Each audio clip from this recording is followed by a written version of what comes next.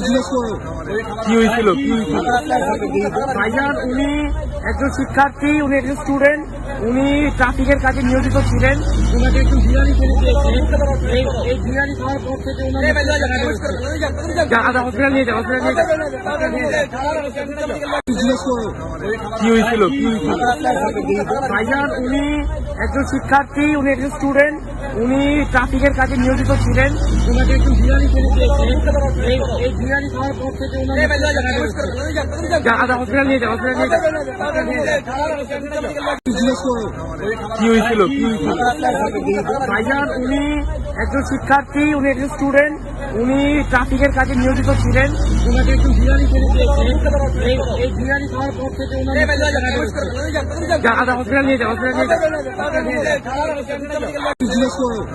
কি হয়েছিল ভাইজান? উনি একজন শিক্ষার্থী, উনি একজন স্টুডেন্ট, উনি ট্রাফিকের কাজে নিয়োজিত ছিলেন।